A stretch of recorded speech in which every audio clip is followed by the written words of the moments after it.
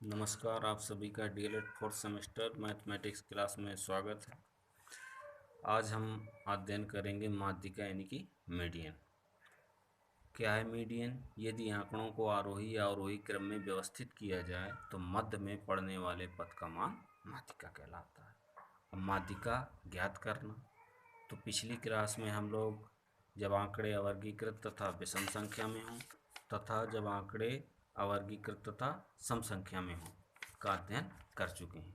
आज हम जब आंकड़े अवर्गीकृत परंतु सारणीबद्ध हों का अध्ययन करेंगे। अवर्गीकृत सारणीबद्ध आंकड़ों में पदों की बारंबारता दी हुई रहती है। ऐसे आंकड़ों की माध्यिका ज्ञात करने के लिए सबसे पहले संचयी बारंबारता ज्ञात की जाती है।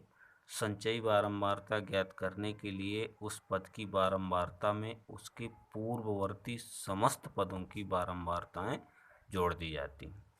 अंतिम पद की संचयी बारंबारता का मान कुल पदों की बारंबारताओं के योग के बराबर होता है।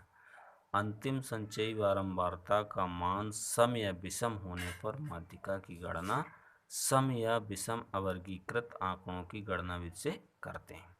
उदाहरण: निम्नलिखित बारंबारता बंटन की माध्यिका ज्ञात कीजिए।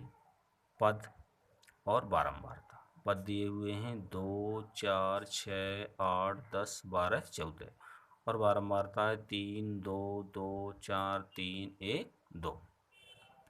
तो हल के लिए हमें 3 कॉलम बनाना पड़ेगा।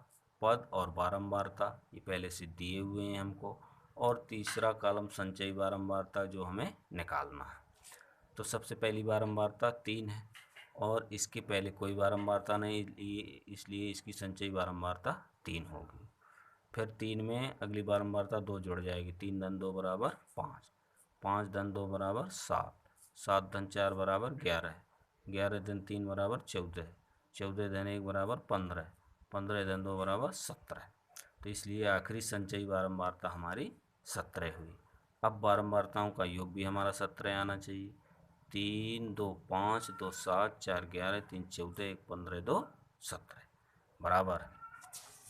तो n बराबर हमारा हो गया 17, अर्थात पदों की संख्या विषम है।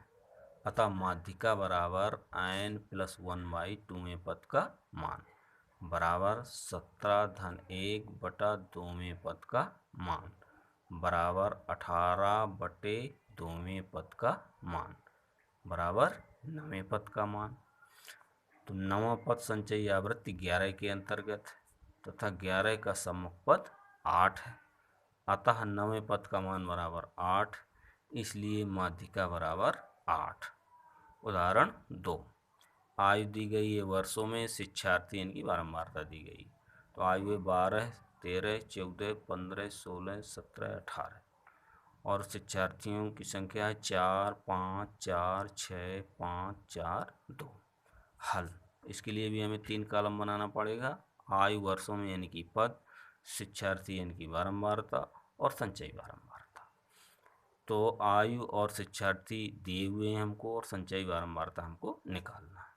तो सबसे पहली बारंबारता है 4, इसके पहले कोई बारंबारता नहीं, इसलिए इसकी संचयी बारंबारता भी 4 होगी। अब 4 में अगला पद 5 जुड़ जाएगा। 4 धन 5 बराबर 9, 9 धन 4 बराबर 13, 13 धन 6 बराबर 19, 19 धन 5 बराबर 24, 24 धन 4 बराबर 28, 28 धन 2 बराबर 30।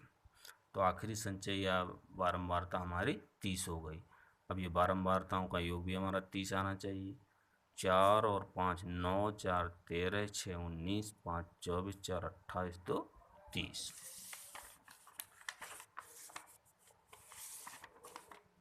तो यहाँ n बराबर 30 अर्थात पदों की संख्या सम है। इसकी माध्यिका ज्ञात करने के लिए पहले n/2वां पद तथा n/2 + 1वां पद ज्ञात करना पड़ेगा। तो माध्यिका बराबर n/2वां पद प्लस n/2 + 1वां पद बटे 2 बराबर 30 बटा 2वां पद धन 30 बटा 2 धन 1वां पद बटे 2 बराबर 15वां पद धन 16वां पद बटे 2। तो 15वां पद तथा 16वां पद संचयी आवृत्ति 19 के अंतर्गत, इसलिए 15वें पद का मान बराबर 15 और 16वें पद का मान बराबर 15। तो माध्यिका बराबर 15 × 15/2 बराबर 30/2 बराबर 15। अब इसके बाद है बहुलक मोड। दिए गए आंकड़ों में सबसे अधिक बार आने वाले पद को बहुलक कहते हैं, अर्थात जिस पद की बारंबारता सबसे अधिक होती है वो पद बहुलक कहलाता है। बहुलक की गणना जब आंकड़े अवर्गीकृत हो। अवर्गीकृत आंकड़ों में बहुलक की गणना प्रेक्षण मात्र से किया जाता है। उदाहरण 1, 10 छात्रों द्वारा प्राप्त किए गए निम्नलिखित अंकों का बहुलक ज्ञात कीजिए।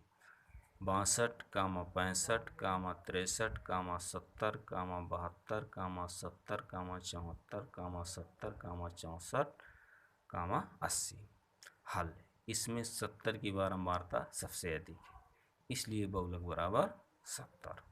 उदाहरण 2, निम्नलिखित बारंबारता बंटन का बहुलक ज्ञात कीजिए।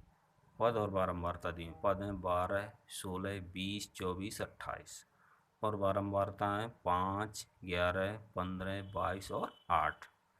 हल, उपरोक्त बारंबारता सारणी को देखने से स्पष्ट है कि पद 24 की बारंबारता सबसे अधिक 22 है, अतः इसका बहुलक 24 है।